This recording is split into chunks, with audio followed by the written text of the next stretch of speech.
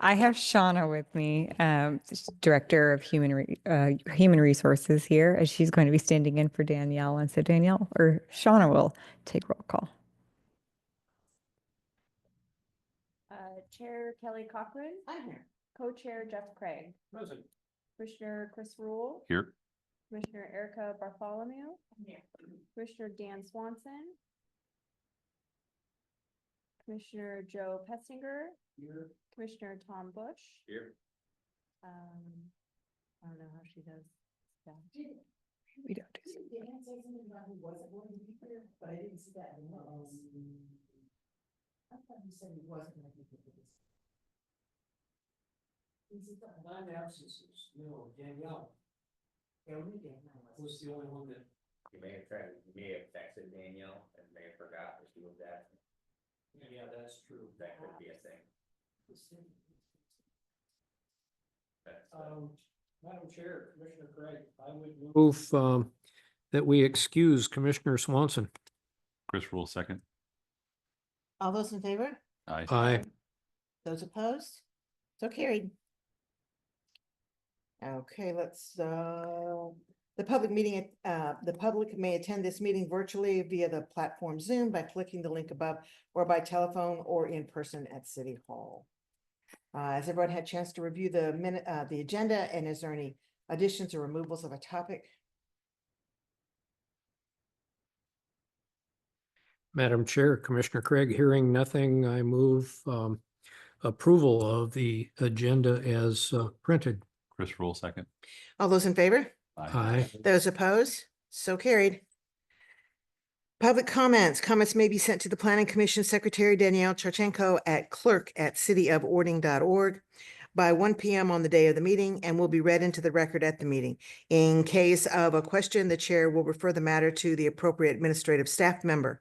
Comments that come in after the deadline will be read into the record at the next Planning Commission meeting. Moving right along to the approval of minutes. Are the minutes of February 3rd correct? Are there any additions or edits?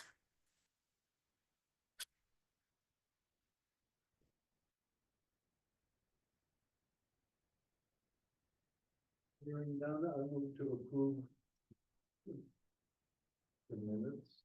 Commissioner Craig, I second. All those in favor? Aye. Aye. Those opposed? So carried.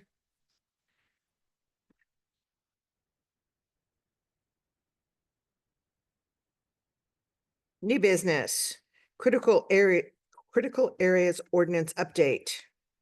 I think that you guys were really busy. Yes, thank you for recognizing that. It's true.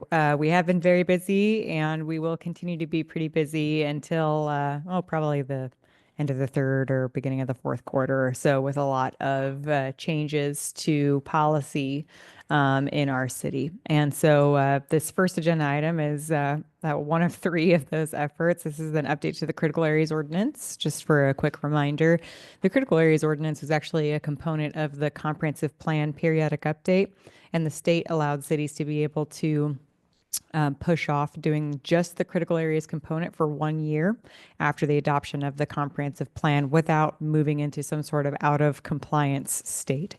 And so the city of Ording took advantage of that opportunity and finished up its entire comprehensive plan and development regulation update other than the critical areas ordinance. And so now we need to come back and update that. The state has been good enough to provide us what's actually quite a helpful document to work through, a checklist to work through for all of the things that need to be updated in a city's critical areas ordinance to come into compliance with revised statute or new statute. And that's included in the packet tonight. Just what's included for your edification is the checklist with my notes and how it is that, like, what needs to be updated to bring us into compliance, and how it is that the critical areas ordinance has been revised so far to bring us into compliance. The effort over the next few months is to work on this. I've created a draft schedule and worked in 3 separate workshops with Planning Commission to be able to go over the content in the critical areas ordinance. And so, and I've made revisions to the critical areas ordinance so far. I'm not done, but it's a good first pass. The attorney has reviewed it and has given some feedback as well. It's also already been noticed to the Department of Commerce, and they've shared that with other state agencies. And we've gotten some feedback from Department of Natural Resources and Department of Ecology. And really, their feedback is fairly minimal. It recognizes that the effort so far is a good one, and that there's just a few other points of clarity that need to be made. And so this is an ongoing effort, but there is, I think, enough of a good product to be able to begin our workshopping with the Planning Commission this evening, given we still have Ording Municipal Code update and ADR guidelines to go over. I would like to limit us, I'm proposing to limit us just to chapters 1 and 2, and that was included in your packet as well. And so that's about the first half of the ordinance that was prepared. Chapters 1 and 2 go over general provisions, and largely the content that we're going to be looking at tonight is definitions. And then it also goes over the classification or determination of critical areas in our city. And so the effort tonight is to, like I said, workshop this with the Planning Commission to be able to open up the ordinance and move through those chapters with any sort of feedback or questions or comments or clarifications that this commission needs as we move through editing our critical areas ordinance and bringing it into the year 2025. I will just, I guess, largely summarize that the content that you see changed in front of you tonight really falls into two large buckets for the most part. One is there are a lot of definitions that are provided in our code that either in our critical areas ordinance that either need to be updated based on state guidance, or they're really superfluous definitions. It's a term that's defined but not otherwise used in the critical areas ordinance, so it really doesn't need to be in there. And so for things like that, just a general code cleanup, that's been a good bit of the scrub here. And then the other general edit that you'll see throughout the content tonight is bringing our code into compliance with what I would call industry standard norms. And that's things around best available science, no net loss of ecological impact, and mitigation sequencing. Those are three, like I said, routine components and state-driven mandates around protecting critical areas. And so just in general, I'll capture best available science is captured in a series of WAC provisions that are now incorporated into this critical areas ordinance. And they define how it is that cities may rely on evolving science to be able to make the best judgment calls for critical areas and their management in their communities. No net loss of ecological impact is exactly as it sounds. It's a requirement that any sort of potential impact on a critical area or its buffer is mitigated, so that way the end result is no net loss of the function or characteristic of that critical area. And then mitigation sequencing is a sequence of ways that you can mitigate for impacts that you might have on a critical area. And it always starts at avoidance and it ends down in the realm of compensatory mitigation and monitoring. So the priority is always for all applicants is to showcase first that they've made every due diligent attempt to avoid impacting a critical area, and then to work through an exercise of showing that avoidance was not realistic or was not possible, and so an attempt was made to minimize it, and then an attempt was made to, and then all the way down to an attempt or an impact was necessary to be able to carry out the project. And the mitigation that's being proposed is compensatory, which means that they're compensating for the impact by adding additional critical area in some way that's consistent with matrices that are adopted in the code. So just to give you some framework of a lot of what you're looking at, it generally falls into those camps of best practices and then general code cleanup. With that, I welcome any questions, comments, feedback on any of the content in chapters 1 and 2 of the CAO.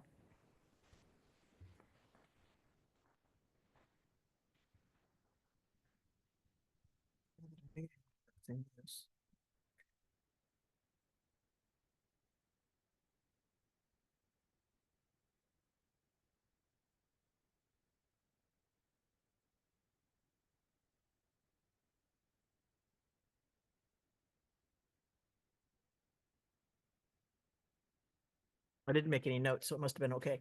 Mm, I usually make notes in the margin if I have a question about something, but Yeah, changing a few definitions yeah, doesn't seem to be.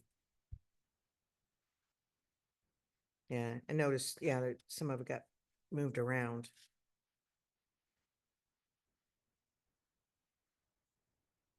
Yeah, I didn't have any real questions for that. And we just did chapters 1 and 2, right? Right. Yeah. We'll dig into 3 and 4 in the coming months. Looking at this, it looked like the majority of the edits is just basically striking out stuff that's already kind of de facto null and void. That kind of. I think that's a fair way to describe it. I mean, if there's like facultative wetland plants was defined, that's not a term that we use anywhere in our municipal code. And so it's just struck it. There must have been a biologist that wrote. I think it must have been because I had to look into what it was. So things like that. We also, we defined aquifer recharge area and critical aquifer recharge area. It's really duplicative, and industry Yeah. standard is to refer to a CARA, critical aquifer recharge. So we just axed the other one. And Did you find a date when the last time this was looked at? let me look. Actually, I can tell you that right now. I remember looking at this, but it's been a while. Mm-hmm. 2016. 16. Mhm. Okay. It's really funny because it really depends on who's writing the initial document. And some of the stuff that they get into, you're going, and I was gonna say, like, the lawyers, when the lawyers do it, you can't read any of it. And then and obviously some environmentalists wrote a lot of that because, yeah, I don't know what those plants are either. Okay. Yeah, I'm fine with that.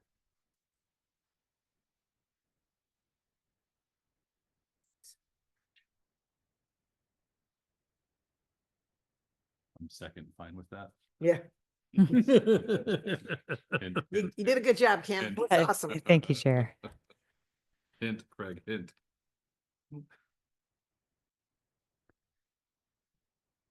Last updated was in March of 16. Yeah. Or in 2016. I didn't catch the July. July. There you go. If there are no questions or feedback, then I think that a good plan for this item moving forward is, again, I'll be here again for the April and May meeting to be able to go over the rest of the content.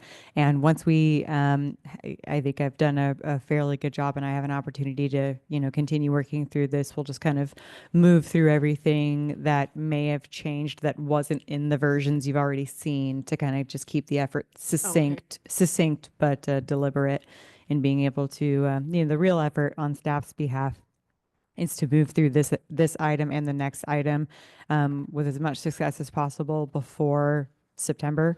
And that means with this planning commission before, early summer, so that way it can move through council, just to be able to recognize how hefty the council agenda typically gets in the fourth quarter. Right. Sounds good. Okay, thank you, Chair. Moving right along. Ording municipal code update.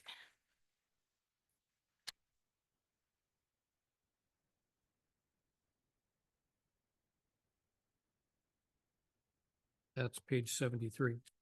73 of 183. I did like the way that was numbered, though. That does make it easier to keep track. Make sure you didn't get them out of order. I like that. Yes, yes. Kim, this must be you. Okay, thank you. Thank you, Chair. Yes, of course. Thank So the next agenda item tonight is introduction and kickoff of our Ording Municipal Code update, which may sound very familiar to the ears on the dais tonight, but this is a different effort than the one that was done last year. This is an effort that's being undertaken by staff, by particularly the Community Development Department, to revise titles in the Ording Municipal Code that we're responsible for administering, that we have learned over time deserve a new refreshed look to be able to ensure that there's consistency among the code, that there is that the code is implementable, that it's easy to understand, that it's defensible, and that it's complete. There are a lot of there's a lot of experiences going into this effort. And so there's a lot of, representations being made of opportunities to be able to make corrections to call out holes in the code. There are things like there's no provisions for citing a preschool in our community. If somebody wanted to open up a preschool, which they do, it gets a little tricky for staff to be able to accommodate what would otherwise likely be something that is appetizing to the community and the council. And so there's a number of titles that my department is responsible for administering or components of it. And so those would be titles 110, 11, 12, 13, 14, and 15. 11 is the critical areas ordinance. And so this separate agenda item will move through a review and update of those other 6 titles, 1, 10, 12, 13, 14, and 15. Tonight, I'm bringing just Title 1, and so separate of this Planning Commission, I've asked for a number of department heads to form a municipal code workshopping session, and we meet together before coming to Planning Commission to be able to get a really holistic, high-level review from the chief of police, the director of community development, the director of public works, the city administrator, and the city clerk to be able to ensure that there's a really interdisciplinary look at what is deserving of change or what is okay or what is inconsistent before we come to Planning Commission. And so that effort has been done for Title I. You'll see in your materials that I've also prepared a draft schedule for this agenda item and that I've worked in 4 different workshops because there is more content to be able to work through with Planning Commission. We're starting with Title I. The edits that have been suggested by the staff interdisciplinary workshopping group are minimal. This title is included mostly because my department is responsible for administering code enforcement, and there are some provisions in here that relate back to enforcement of our code. But still, there were a few, cleanup edits and things like that that were suggested by the chief of police in terms of Chapter 4, which governs civil infractions in our community and things of that nature. And so although the edits that have been recommended by staff are limited, they're important and meaningful for us to be able to carry out our work a bit more fluidly. So with that, again, welcome any questions, comments, additions, oversights that this commission has to offer on Title I of the Municipal Code. On page 87, Okay, help me, Chair, because give me a moment. are you looking for the code? It's Here we go. Title I, Chapter 4, 2. Okay, so the definitions is what you're looking Yes, at? we're in definitions. Okay. And down on, I'm looking at the words, it says may, and then it said shall, and it said to delete shall. And I was curious why it says it was already defined, but I don't know where it was defined. It's already found. Oh, it was in an earlier chapter. I remember this one. I had the same question. Let me get to it. Here we go. Where are you looking? Right here. Oh, okay. And I like the fact that may is there. And a lot of people don't understand, if they're not familiar with a lot of the government kind of language, that shall means you have to do it and may means you don't really, but we'd like you to. Right. And so I like the fact that they're right there on the same page. So when I'm reading, I could think, okay, may is this and shall is that. So I just think it's important that they're that close together, not in another chapter. Well, May is right. Yeah, that's what I mean. Yeah. And and they say it's already defined, but it's defined where? Is my Oh, question. yeah, shall, yeah. Sorry. Actually, so is May for that matter. I should make that note. DG 7 already defined. Yeah, who's DG? Devin Gabralik, our chief of police. Oh. Page 80. On page 84? May, permissive. Right. Must and shall. But if That's there- what it is. Must and shall. Thank you. I knew it was something a little off. If we're going to include may under definitions, Oh, we I need to see. include shall under definitions So- as well. Why is? Oh, okay, I see. That's, all right, may and shall, all right, Tom's right. It's on 84. Right. Okay, so if it's definitions, must and shall, and may and shall, why is it over here under civil infractions? That's not, Well, no, Oh, it's because, because it's just a different chap. Okay. because, Hmm. um, Right, so this is specifying that the definitions that are provided on 87, like what you've called out, Chair, Yeah. apply in Chapter 4, apply within the section, Title 1, Chapter 4. And guess- so they're specific to that. It looks like both of those terms actually, may and shall, are also defined in Title 1, Chapter 3. Yeah, I see that. um, must and shall. I Hmm. think it would be cleaner if must was there and then shall was its own wording, Sure. because by combining them, when I was looking through, I was looking for shall. Mm-hmm. Yeah, I saw must, but I didn't, because I was skimming for the word, specifically for the word shall. It should be its own definition. Sure. definition. Okay, I've got that. And that should be throughout because, again, it's Well, easy if they're to, using both words interchangeably, then it should be in their own individual definition. Yeah, because if I'm looking for it, I'm, yeah. must, mandatory, Yeah. shall, mandatory, as opposed to may, permissive. Right. That way there's no question and you don't miss it. Right. Yeah. Oftentimes, what code writers will do in these instances is we'll write must and give a definition required, and then we'll put shall and we'll put like see must or something. Just because the eye tends to look for shall, and so and that way we aren't creating anything that's needlessly duplicative. But putting, instead of writing two words, see must, you could just write mandatory, Sure. boom. So it's, I hate when they keep referring back to something else. yeah, Now I gotta go find that chapter. I hate that. I just, when I'm trying to research something and I have to keep flopping around, especially when you're on a computer Mhm. and you're trying to scan and find the right thing, it's really annoying. At least here I've got a post-it. I can stick it on that page and keep Oh, Chair, come back to where I'm supposed to be. you're going to be disappointed in so much of my work. I love referencing back. It's I just know. good for code You're- writing. I When see it you- all the time in all of this. It's and it good just- practice because then when you change something, you don't have to go change it in 10 places. You just Right. change it in one place and the reference remains valid. totally understood. No, I understand. I just don't care to do that.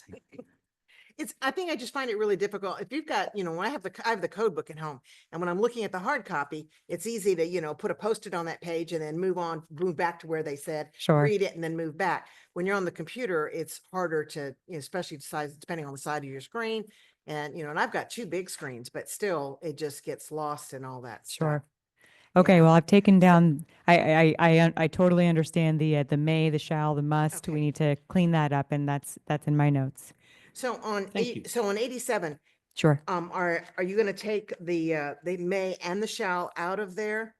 So that they look for a definition, they're gonna go back to the other chapter? I left a comment to myself, and it may lean on the city attorney, but I just need to look a little bit more deeply into how specifically chapters 3 and 4 say that the definitions in those chapters will apply. If it says that they'll apply holistically throughout the title, then Okay. you only need it one time. But if they say that they specify that they apply only to the chapter, then it's probably okay that they are there multiple times. That happens sometimes, like critical areas might be like there are flood definitions provided in the critical areas because technically it can be a kind of critical area. So I'll just need to kind of play with that a little bit. But in any case, whatever ends up being kind of the most implementable from a staff perspective, we'll make sure that must and shall are both defined, Okay. and that we don't lose may either. Great. Sounds awesome. Okay.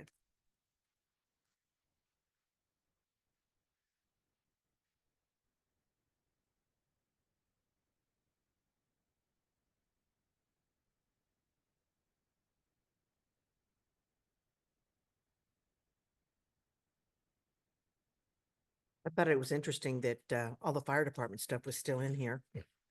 Yeah, we proposed that to be stricken. I still have to go over that with Scott. Unfortunately, he's been in South Africa for like a month, and so he's back now, and I just haven't been able to get his ear. But I think that will be something that we no longer see.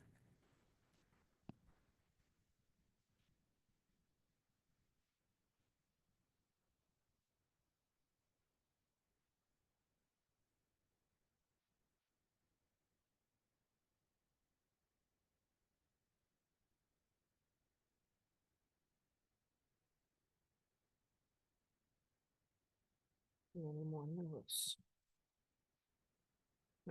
Yeah. That was all I saw.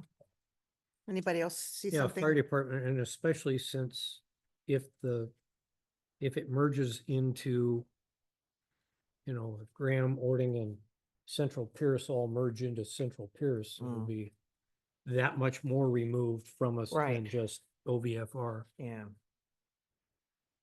Any other questions, comments? I guess we're good to go. Thank you, Chair. Thank you for all the work. Appreciate that. Oh, we're back to old business. ADR guidelines. All right. This is the final push. Okay, ADR guidelines. So I think we're all well familiar with this project and the process that we've kind of been working through with this one so far. So we're on page 154 of your packet. There's really just, I think, 2 topics left. They are a bit denser in the number of sheets within the regulations or the guidelines. But we're going to start on page 154 of your packet with building design. I will say that throughout this section, there really weren't too many things that I saw that were troublesome with the new requirements. The first page building design, I think I left a comment, at least on my side, that says this is a really great example of providing ascertainable guidelines. There's really no need for any edits on this and quite a number of slides for tonight's content. So this is just a good example that I pointed out for this slide is, gives really pointed examples and expectations of a way to be able to achieve success. And that's really the effort here. So Awesome. moving on, if we go, the first edits that staff made for tonight are 2 slides forward from this building design. It says avoid the use of materials that have the look and texture of being prefabricated or industrial. And I've put in some recommended text to be able to put in front of the Planning Commission tonight and see if there's any feedback. These materials include but are not limited to particle board, T111, chipboard, and metal siding. Absolutely. Perfect. it. Yep, perfect. Any changes at all? Nope. No. Okay. If we go forward 2 more slides, then this one's got a lot more content that might be deserving of some conversation. Building design. We're talking about 3-dimensional spatial quality. The text as it was written says design buildings with front facades that provide a well-proportioned and interesting 3-dimensional spatial quality. Well-proportioned and interesting needs some context. And so how this is done in a lot of other communities is by discussing things like shifts within the building. And when you look at the example of the public safety building just over here, it's the entrance into the police and fire area. That there's a lot of these features that I've written about that kind of stem from this image being an example. There's shifts in the roof line and the horizontal and vertical movement of the building that add interest or add dimension. And so I've written some context about horizontal and vertical shifts. I've written some context about visual terminus to tops of buildings. Things like making sure that there's some sort of pitch to the roof, or that if there isn't a pitch to the roof and we allow for a flat roof, that there's some sort of, a cornice detail or something to be able to give sort of a projecting cornice, but also by de facto adding dimension into the building's design. And then I also brought in the use false fronts to enhance the front facade of low-rise buildings with flatter gable roof lines. This is pulled directly from 2 pages ahead of this. It seemed like an example to me of being able to add dimension and interest into the building. And so rather than including it 2 slides from now, I just took it out of that slide and plopped it here where it seemed relevant. And was something that we already understand to be palatable to our commission. So with that, are there any thoughts or feedback at all about what I've proposed here for adding dimension and interest to buildings? I really like it. I think, Yeah. where did the 80 feet in length come from for the facade and The Gig Harbor Design Manual. Oh, okay. Gotcha. That was, he was just so specific. I was like, somebody. You can take a, take a dart and pick a distance because, 80 feet is, Yeah, I was just so specific. I wanted to know where. it came Right. from. Yeah. I wouldn't go less than 80 because these are still at the end of the day either commercial or multi-structure buildings, and you go much shorter than that, you might lose functional space inside the room behind the wall. But I used to administer 80 feet. It works. Yeah. I like it. Yeah, I thought it was very well worded, like, gave a lot of information. Of course, we are always still working with the kind of the theme of our effort on this is that last bullet, other methods. So that way there is the flexibility for somebody to be able to approach the planning commission and say, I swear, this is an interesting and dimensional building. I've just done it a little differently, but here's how, and make their case to be able to have something a little bit more characteristic or unique. Yeah, I like the wording. I think it's good. Okay. If we move on to the next slide, the taboo terms here are compatible and complement. Design buildings so that all visible facades are compatible and complement the front facade. I've pulled some other context behind work that we've already done in this planning commission around contrasting colors are complementary, and complementary features are things like consistency in the vertical alignment, or excuse me, horizontal alignment of the building. And so you'll see a lot of themes in what I've proposed in the text here as stemming from other architectural conversations that we've already had on other features of the design guidelines. And so maintaining alignment of horizontal alignments, window sills, window heights, moldings, things of that nature. Using building materials, colors, textures, and other design features similar to the front facade. So not having buildings of multiple facades with entirely different design features. And then, of course, incorporating other design solutions to this standard. Are there any thoughts or feedback? Love it. Yeah, Yeah. I think it's awesome. Okay, wonderful. Yep. I think that we're 2 slides down from here then. We're on the building design slide that features a lot of window shapes. This one is you need a little bit of workshopping. Says use windows of a shape and size that reflect Western and Victorian architectural design. And there's a lot of really good examples here, a lot of really good, images included here. And so, but they're all very different. They all seem to speak to the architectural design, the era that we want to aim for. And so, because there can be so many examples of success that are kind of hard to put into any group of words, I wondered if we just want to say, these include windows akin to the windows exhibited on this page, or if there's anything that anybody has more specificity. The only thing we've run up against on multiple occasions is with newer designed windows, a lot of them are bigger panes of glass. And one of the things that we consistently tried to explain is that when you're looking at 1890 to 1910, especially out here on the West Coast, transporting large panes of glass was almost impossible. There wasn't that many glass companies making that kind of glass in this location at that time period. And so we always said, we needed, like, if you look at all of these windows, they're all like one pane of glass or, Except that. well, no, but I mean, it's smaller panes, Right. compared to, the window glass you'd see in a commercial building today. Mhm. And so that's why we've consistently over and over again said, that we really, prefer a grid.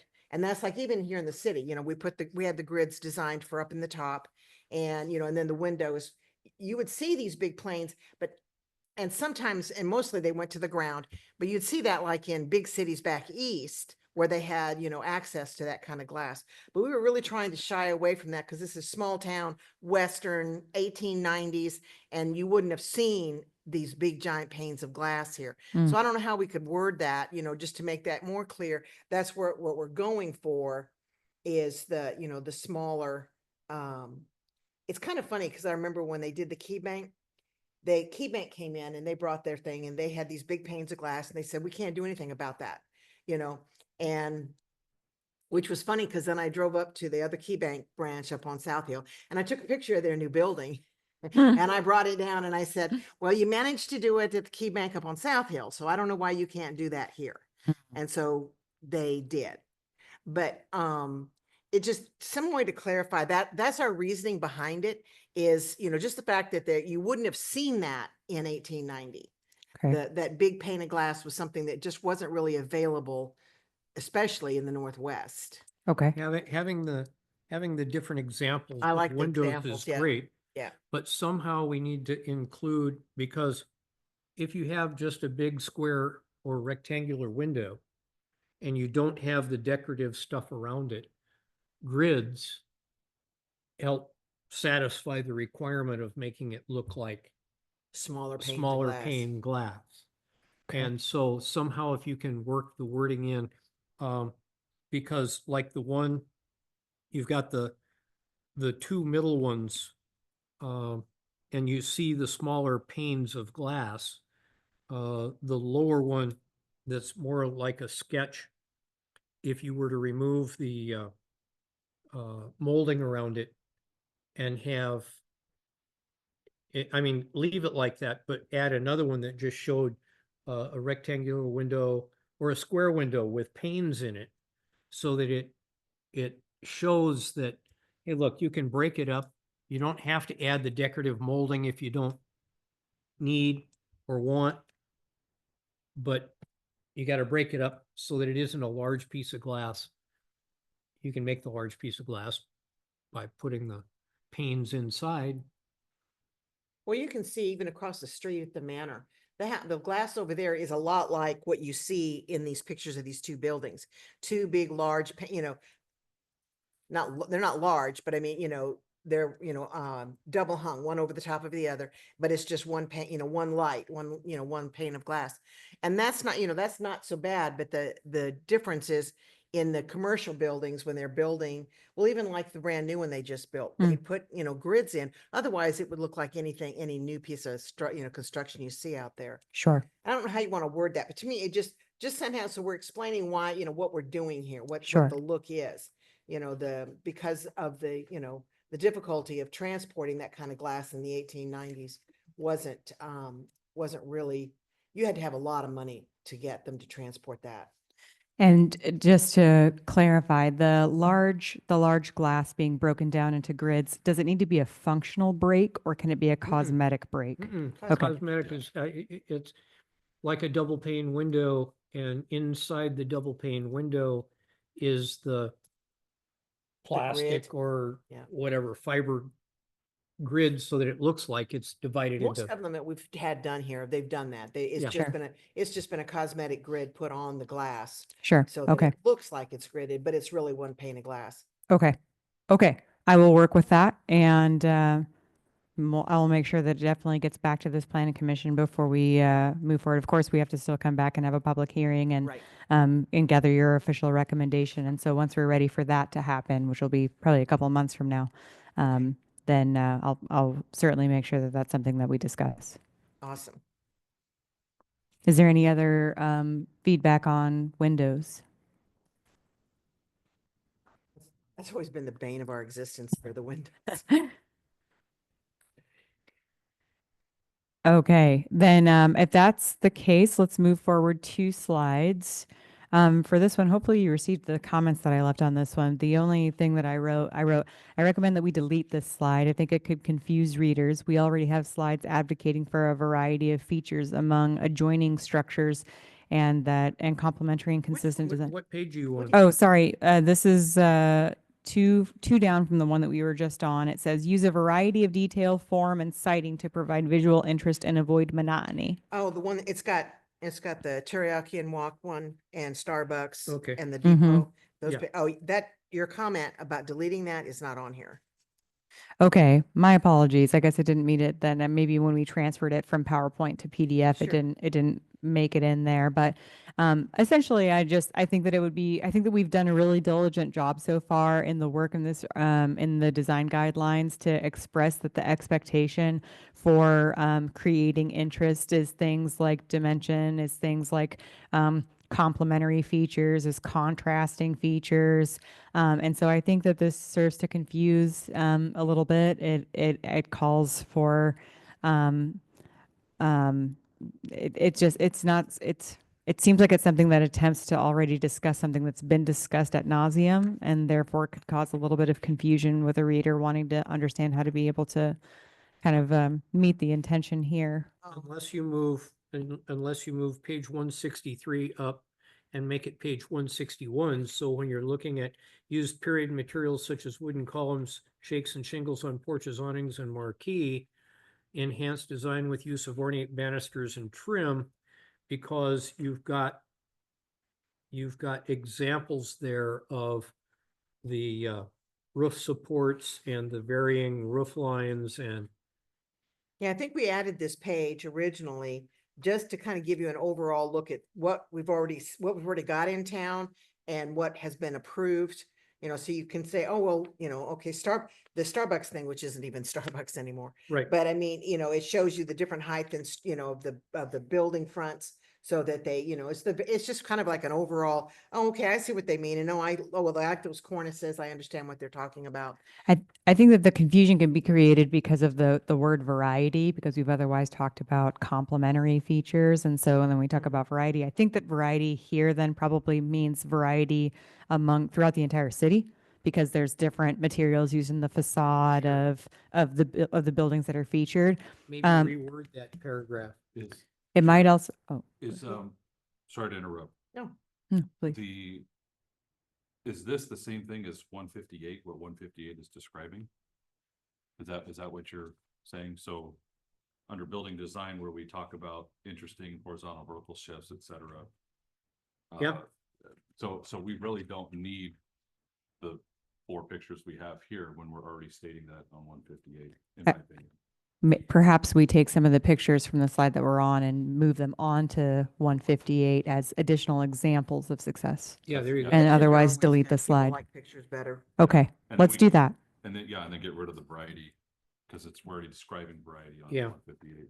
That worked. And in the top left-hand picture, maybe we could Photoshop the banners out of the. That is a skill that I don't have. Just an idea. But we don't need to take all of the images. Maybe I just use the Starbucks one and some of the other ones rather than the banner one. I do not have the skills to I do Photoshop like- out. I the do like banners. the Send it to me, I'll do it. the I do like the corbels that's on it's not Arrow Lumber, yeah. Yeah, it's, I do like that picture where it showed, you know, that kind of detail is something that, you know, I look for. I think that really accents, especially the bigger buildings. the other piece in the upper left-hand picture that has the banners that we don't like. Yeah, It does show the different signage, and it shows that they're all indirect lit by gooseneck, Sure. Okay. which is important because we do say no backlit signs. So Okay. okay. Okay. Good feedback. Thank you. now we're on colors. Oh, That's We're yeah, on We're on signs. one okay, on sixty-two. colors. 160, We're on 62, 4, I think. 64? Yeah, we just did 163 on, Right, but we didn't hit city planning staff maintain a palette of acceptable colors for use in ordinance. You're right. Thank you. My mistake. That was a change that I But that's added. pretty, I think, yeah, I think that adds That's- nicely yeah. to it. Look fine, yeah. That's definitely a good statement to put. Yeah. So that they're aware that there is a palette you can pick from. Of course, yeah, and where to Right. find it. Okay, on 164, we're on signs now. This one needs a little bit of work. The slide says integrate the size, design, and placement of signage with the Western and Victorian architectural design theme, and I wrote we need to add context at the Planning Commission meeting after discussion. I'm not sure at all, how it is that the placement, the size and design, is supposed to be in keeping with the theme. I certainly could benefit from a little bit of a direction on this one. The lawyer's gonna yell at us anyway, I know what we say. Yeah, you definitely want to be, I will echo whatever the lawyer is probably going to Yeah. say, which is that we cannot regulate content on signs. Yes, and actually, and I noticed when I read the last page on this where, and that was really small print. But where somebody commented about, derogatorily about, the sign, and I'm thinking, that particular sign was the wellness people, and I'm thinking, you got exactly what you proposed. What are you complaining about? Mhm. I don't understand that. But, and we don't, if you've got a logo, and even if it's not a national, we started out just national logos, but then we, as people just, have their own independent, private businesses, if this is the logo you picked for, all your stationery and your advertising and stuff, then we go with that. Mm. Even if it's not a color that's approved on our palette, and even if it's not a font we approve, if that's your logo, we don't mess with that. We try to get you to do something with the sign itself, maybe scallops or, doodads or something to make it look a little bit more. Well, like the Verizon sign is a good example because they proposed just a rectangle with their color and whatever. And we said, hey, look, scallop the corners and maybe give it a little depth so that it looks like, and they go, oh, well, yeah, we could do that. We're not Right. changing what your Mhm. national logo, the big red V. Right. So we And- could probably put something in it, that we don't, that the, logos and, your fonts, your logo is, probably acceptable Mhm. or is acceptable, so, Well, the UPS store too. yep. The UPS Well, shield isn't anywhere near 1800s or early 1900s. Should have been a But- Pony Express on there. But, it's, Yeah, so I mean, we've gotten, the sign is a big thing. And we've had, that particular ordinance has been worked over a multitude of times. So one thing that we might think about is, size and placement are regulated very clearly in the actual design policy in Title 13, as to square footage and everything like that. And so it could be that, part of the context that we add to this slide could say, refer to the OMC 13 yada yada for, clear direction on what a compliant method for that is. As to the design, we might be thinking about things like architectural cosmetic features or even material. I know that one comment that we received when we were surveying the community was that they really do like the look of the community, but one of the more recent applicants described, he likes the look of his building, but his sign cost him thousands of dollars because it was made of wood. And so whether wood is an expectation of ours, because it would have been likely the material used in the early 20th century, or whether we have flexibility on that to be able to recognize a little bit of fiscal reprieve for some of the businesses in town. We've allowed that. You look Okay. at Route 66 Pizza, theirs is actually a photograph. And Okay. it's a sticker that they put over the wood but it's made to look like it's actually wood. well, and there are a number of They've signs. done that aluminum thing. They're aluminum or they're, like a fiber composite that is blasted to make it look like it's wood. They don't Mhm. have to use wood. Okay. Let's, In what, the beginning, a lot of them were wood. A lot of them were sandblasted wood. And, and that kind of started the whole thing. And we even told, like you look at the public safety building, that sign was painted on the boards. It wasn't, some big fancy, sandblasted thing. And I'm sorry that they thought that's what they had to have. 'Cause Oh. that's not a requirement. this is why we do this. We add understanding to the code to be able to get around that. What about if this slide just pointed to the code? Our code does have really clear direction as to size, placement, even design features too. And so what about if we just take the opportunity to say, integrate the size, design, and placement of signage with the Western and Victorian architectural design theme in keeping with or in compliance with Oregon Municipal Code 13, yada, yada, that regulates go. that. And that way we're not duplicating effort here. We've already Excellent. done the exercise. Okay. Yeah, Yeah. that sounds good.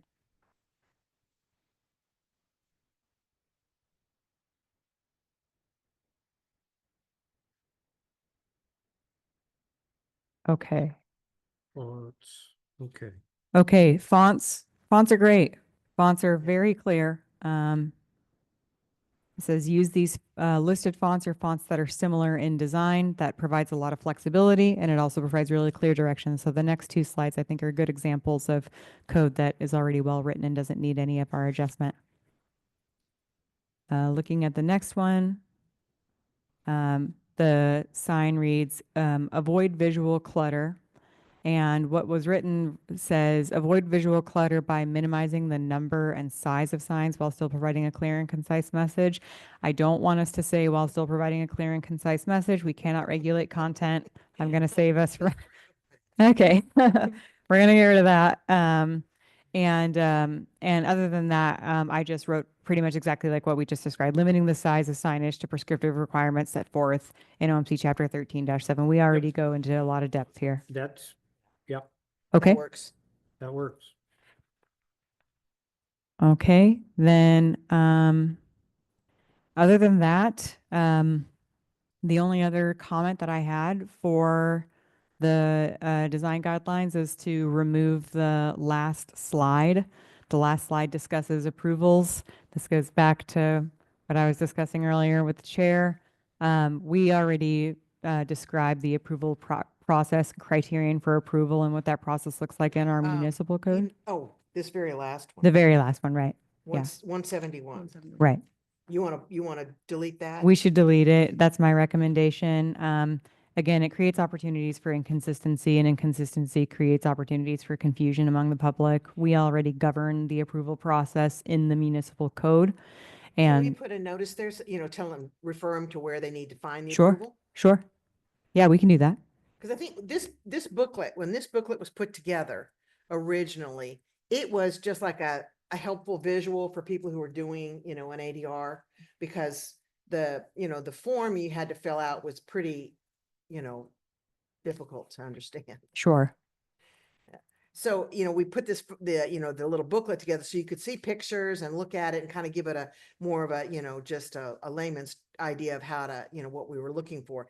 And the approval was set at the back so that you knew what was going to be expected. But if you're going to refer to that somewhere else, then that's fine. Of course. Okay. Yeah, that's a good edit. We can do that. Okay. Are there any other thoughts on the ADR guidelines? From here, the project will get noticed to the Department of Commerce, and they'll have a 60-day review period. And then after that, as I think this commission has grown used to at this point, I will be back here to have a public hearing on this matter and invite testimony from the public. We'll hold a hearing. I'll present a polished, revised version of this to this planning commission for any last feedback and ask for your recommendation to council. I did have a question on page 174. At the very bottom of the page, it's B exemptions. I'm in 13-6-7. Right. I'm with you. And it's this, I'm not sure what it's supposed to say. The regulations in this section do not apply to in-kind maintenance, repair, or replacement activities on or of existing. Those three little words together, like, what did we just say? Yeah. I'm not sure what that's supposed to mean. 'Cause to me, it would be like replacement activities of existing structures. And so why do we have on and or there? Regulations do not apply to in-kind maintenance, repair. I think that you could, I can probably Is reduce that that and some just legal remove on thing or that I or. just don't understand? Where are you pointing? I don't think so. Down here, where it says on or of existing structures. In that B exceptions, the middle line, repair or replacement activity on or of existing structures. That just seems to be really wordy and now Well- I'm confused. I think that if you're repairing something, you're not repairing of the structure, you're repairing on the On the structure.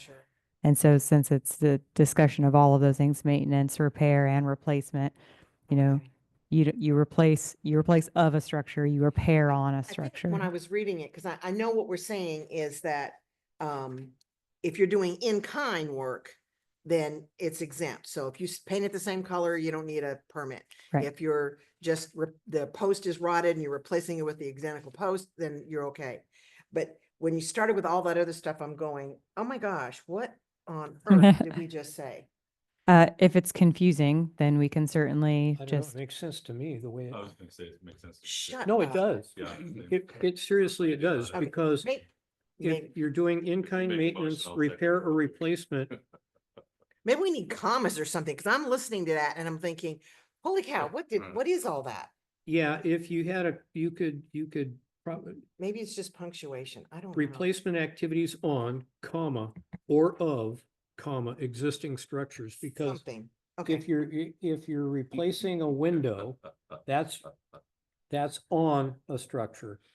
I'm writing or add of commas. If the Throw some building Oxford gets commas in mangled, there.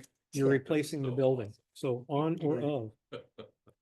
I hate when you get into legalese and it's just like, I have to read this 42 times to figure out what the heck did they say? I did have to read it twice, to be fair, yeah. Chair, my note says add commas to improve readability. Okay, So there you go. we'll take Thank care of you. that. That.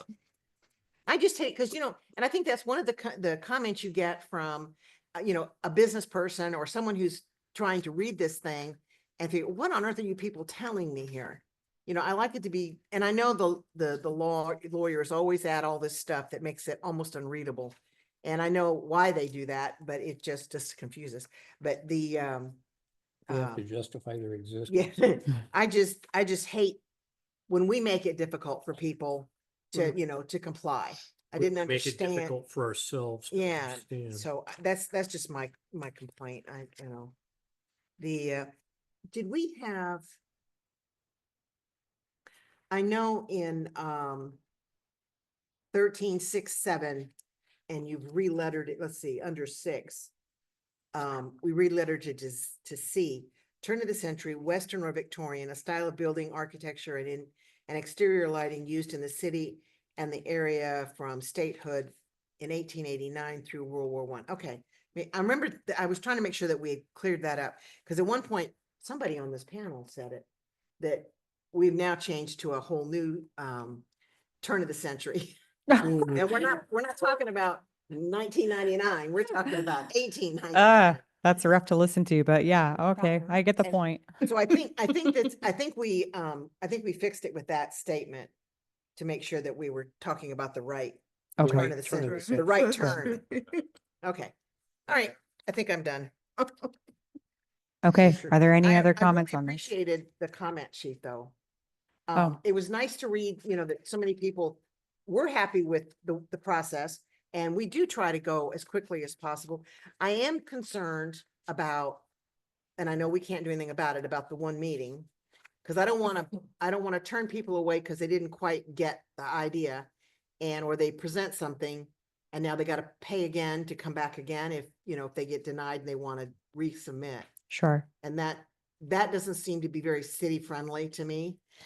It's really not in keeping with the point of the statute either. The point was to be able to I expedite, know what they're provide a planning, little. but yeah, Yeah. that doesn't work. It's great in Eh. theory, it just doesn't work in I practice. think it might have some unintended consequences in some communities. I think that this commission will do well to remember that you have every right to extend a conditional approval. And so if there are things that are presented that you're mostly okay with, but it just needs a little bit here, then you can still keep it to that one meeting by issuing a conditional approval, and then staff will ensure that that condition is carried out in the actual design. Okay, because in the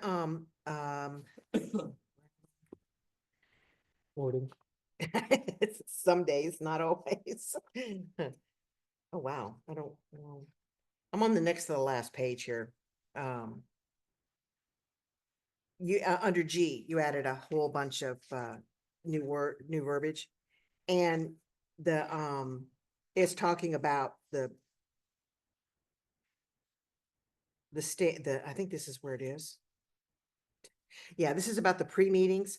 And at the very bottom, in the old writing, it still says preliminary plans and applications for architectural design review and approval may also be submitted to the planning commission for preliminary consideration, review, and comment. By putting that in there, is that possibly a loophole that we can say, you can submit it and let us talk about it and then not really have a public hearing? You can come back the next time or whatever and set in a public hearing for a different time. It's a good question. We had a training on this actually offered by the state, and a similar question was posed, and an attorney was there to be able to discuss the Open Public Meetings Act. And so basically, if it's content that's discussed at an open public forum, then it counts. It's the one meeting, and you don't get a second bite at the apple. The specificity was around things like, are you allowed to, come have a meeting with staff afterwards or beforehand? And that doesn't count. That you can do that. That doesn't count against the one. But in front of this commission in a public forum, there's a one meeting limit. So then,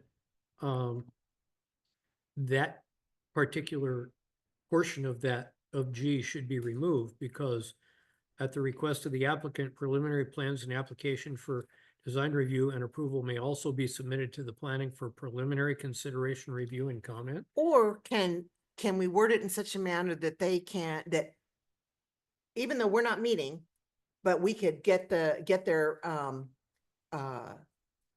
application through the email, and then we could make comment back to our secretary or to you or whoever's doing that, individually. It wouldn't be a group comment. It would strictly be reply to the secretary or whatever. And we could make comments like, whoa, that window's not going to work, or, I don't see how that follows the code or whatever. That could be real conflicting, because Well, we've done that before. We've made comments, as long as we're not in a group and we're not talking about it, outside. It's just, we got the email, we looked at it, and I made a comment back saying, whoa, I don't think that this is going to work. Or I have a concern that may not meet code, and we've done that before in order to simplify the public, the public part, so they don't have to keep coming back. I think that we sort of provide for that by writing in here that there's an opportunity for an applicant to voluntarily request a pre-application conference, which would be something separate of a formal ADR application, and that would be where the one limit gets to kick in. So I think that we've kind of contemplated that in what we've written here. It does seem like what we've contemplated would be a bit more formal than what you described, and that they would come and they would be in front of this board. I love less the idea that this board would issue opinions and recommendations as individuals rather than as a collective body, even in a pre-application forum.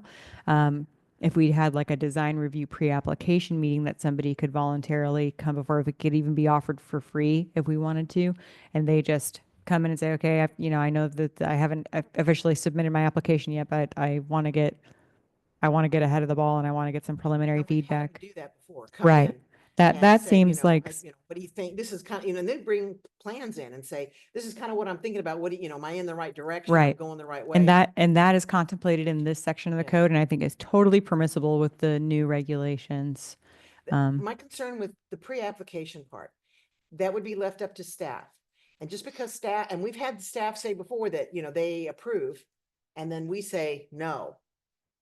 And I don't want that to happen, because if the staff says, oh yeah, that looks good, and then it comes before the commission and the commission's looking, no, I don't like that. The pre-application conference would be for what this discusses would be specific and exclusive to the design, and it would be something that they present only to. It wouldn't be something that they explore with staff. It would just be an opportunity to unofficially present something in front of the planning commission for preliminary feedback. Oh, okay. So they would, so just like we've done in the past, they could Right. come and say, you know, this is, yeah, the pre-application Right. kind of thing. We do have a pre-application conference that is more holistic than that staff does hold, but this isn't that. This would be, we could even dub it a design pre-application conference and throw a line for it in the fee schedule and, you know, make an application form for it where somebody could understand that. I think that it'd take a while before somebody realizes that that might be a benefit for like a large project or something that they Right. have a little nervousness around because they don't want to see themselves have to come back and do it a second time. But isn't the last portion of G in conflict with that? We only get one hearing at it. Because if they're coming to us, for, submitted to the planning commission for preliminary consideration, review and comment. If we're getting a package, preliminary plans and we're looking at it, we're discussing it and we make recommendation, isn't that our one shot? I don't think so, but let me take this as a note to explore further. Yeah, Okay. because I know this is, I'm going back to Tugboat Willie, okay? Because he was before us Multiple times. 8, 9, 10 times. Nuts is what it was. And we kept making recommendations. And he kept ignoring and doing his thing, Yeah. but, so he was kind of doing that, but under the concept of we can't hear something and take action on it more than one time, that would, I don't think that that would happen. I think that what it would be, I think that the way that the state law is written is that every application can come one time. And so if we did a pre-app, it would be a different application. We would give it a different application name. It wouldn't be ADR 25 blah blah. It'd be pre-ADR, pre-ADR, something, something. And so I don't think that it would fall under that same limitation for that rule alone. So I think that that's going to be what the answer is, Okay. but I'm going to make Okay, sure that that- that's the case. We certainly won't do anything that prohibits the ability for, and the state wouldn't want us to. It's not the point of what they did. We're not going to do anything that's going to prohibit the ability for somebody to come in and have preliminary discussions to ensure later success. because the way we got around it, I think with Tugboat was he made his ADR submission and we kept tabling it until we had further information. So we never did, but Yeah, we never made a motion on it. And a lot of it too, you know, it was multiple things for him. yeah, He, you know, the drawings were inadequate, or there were no drawings, or, you know, what he proposed was not gonna fit. And it just dragged on forever. It was totally ridiculous. In the wording here, it says that, you know, they're encouraged to participate in a pre-application meeting with staff. So how do we Hmm. word that so that it would be, I mean, or maybe there'd be a secondary, do it with staff first, and if staff thinks it's really super and simple and they can, you know, yeah, this is gonna pass, no problem. But if you've got questions about something that maybe, you know, a preliminary hearing, or maybe they could request one with the planning commission. I don't know how that should be worded. Yeah. And I'll take a, I just I don't want them to show up and then we say no. And then that, Mhm. and now you gotta go away and come back again and pay more money. And I just don't think that's we'll get some real heat off of that. Mhm. And Wouldn't we run the risk of having predetermined what our feelings or our position is without having it in a public setting like Yep. it should be? yep. That's a concern. well, no, she's saying the pre-application would be in here in the meeting. It would be in front. I mean, it'd be a pre-application, not, you know, for this is what I'm thinking about. Right. if I'm understanding you correctly. Right. It would be in a public forum, the pre-application would. It just would fall under a different application like name or number. And so I don't think that it would be troublesome with the new state law. For the mention of staff, I think I'll clean it up because it is already typical that staff reviews an Right. ADR permit application and offers an analysis and then presents that to planning commission. So I think that would still be right for the pre-application forum too. It's just I should amend this to say that the pre-application meeting will be with the planning commission and will be, reviewed by staff beforehand. So I can add that clarification.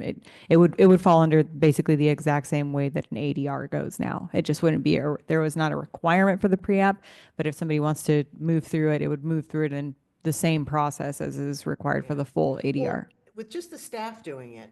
And most of the time, we have, the staff, we've changed things that they've, that they have approved or said, approve this, that. But then it comes down to it wasn't really presented in front of the planning commission, the staff approved it. And then, I don't know, there's, like one or two people doing that, not the commission itself. Hmm. And That sounds to me like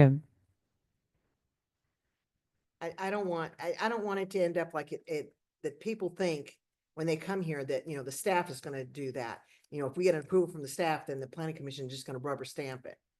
Right. And then, and most of the time we have, or we've made changes or said, well, I like that, but I need you to change this. And most of the time the people will say, yeah, I'll do that. And I know in the writing, it said, approve or approve with conditions, or deny. And the only thing I worry about is if we can say the condition is this, and if that's not feasible, because sometimes we've come up with that. We've wanted something and that's just not, we're not builders. And so that may not be feasible. And we're kind of like designers, but not the construction people. So, we don't always do the right thing.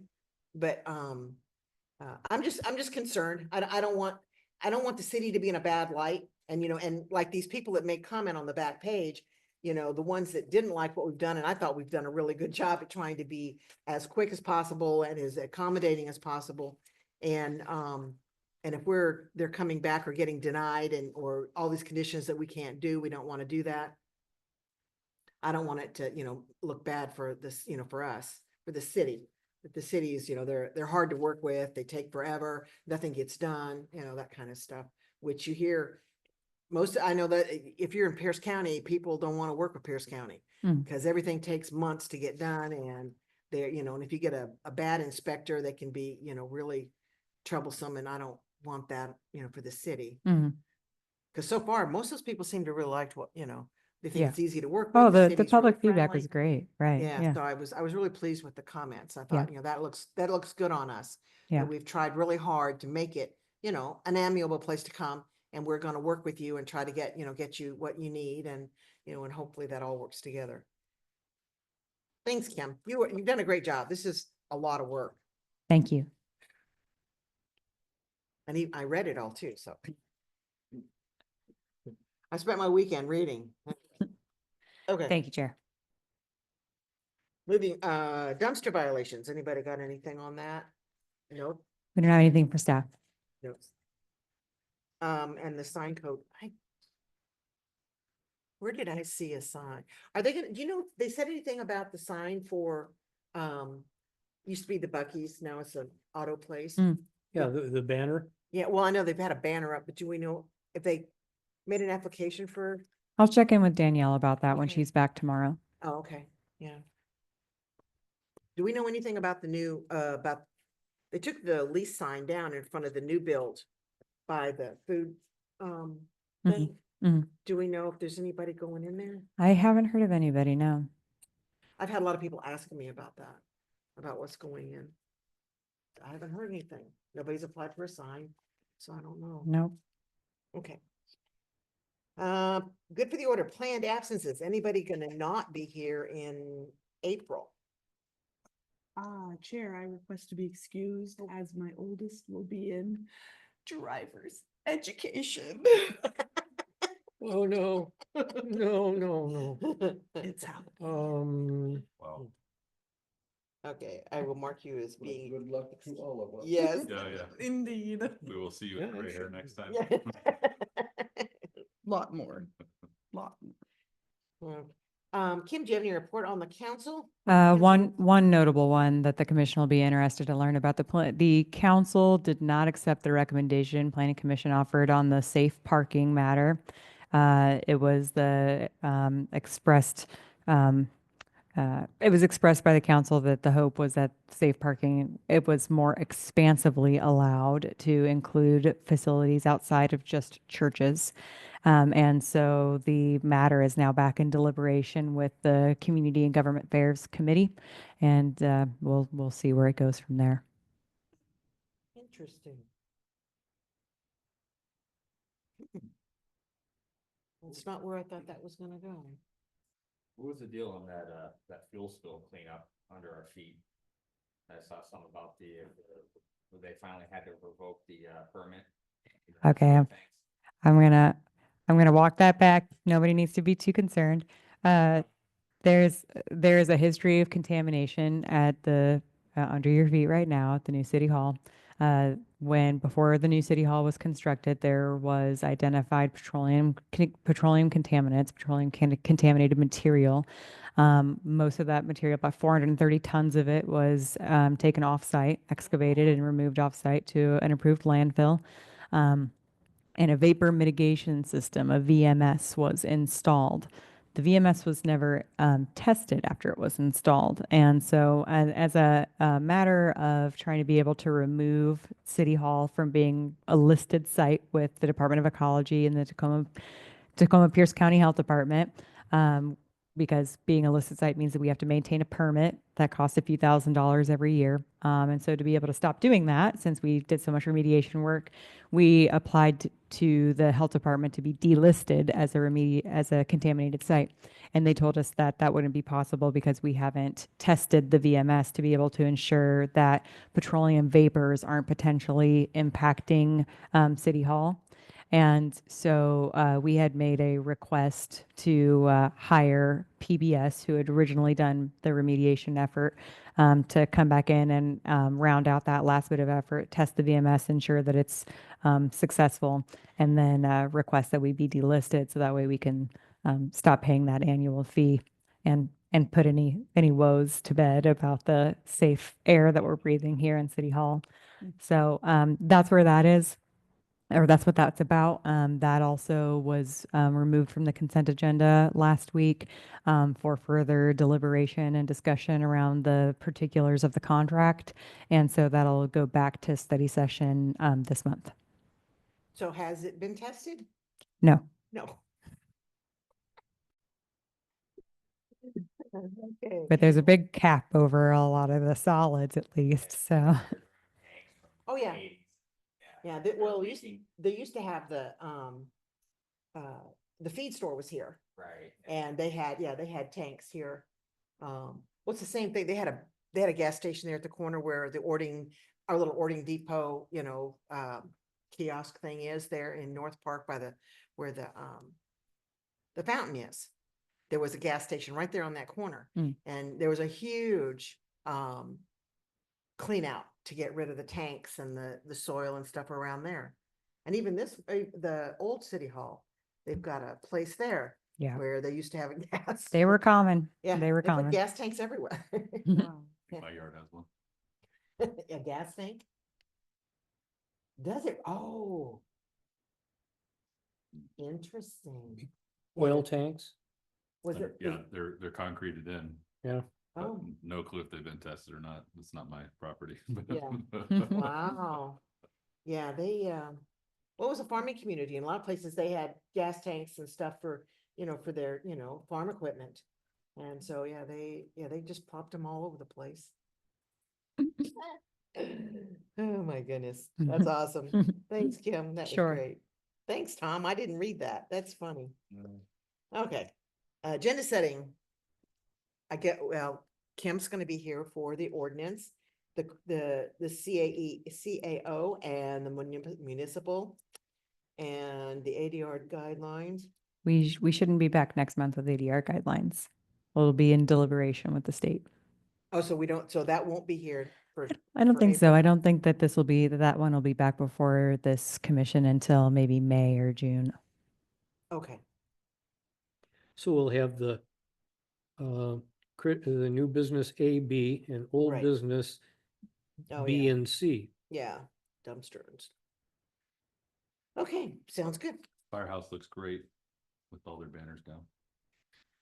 They did a good job. It's so funny because, you know, some of these buildings are really beautiful buildings and they just throw trash all over 'em. I don't understand that. People are gonna come to come to your business regardless what you tack on the outside. Or not. Or not, yeah. Either they do or they don't. Right. Anyway, we're down to number 8. We are, unless you want to mention the boarding evacuation Oh, bridge for kids, yeah, did you golden guys shovel read your little- ceremony. Yeah, Yeah. those cranes they've got down there and that drill, oh my gosh, that is huge equipment. They've got so much stuff on those both sides of the road. I don't see how they're working. They're packed in there so tight. I'm thinking you're gonna drill a hole through somebody's truck. That is unbelievable what they're doing down there. But yeah, that's gonna be really exciting. I hope you guys can show up. What, is that a Saturday? Yeah, Saturday. Washington DC Why are you going to Washington DC on March 15th? conference. I guess we'll let you do that then. That You're is always- not with President Trump. In case you were curious. You okay? Well then, well, I don't know. Okay, Madam Chair, Commissioner Craig, I move we adjourn. Chris roll second. all those in favor? Aye. Aye. Those opposed? So carried. Thank you, Commission. Thank you so much.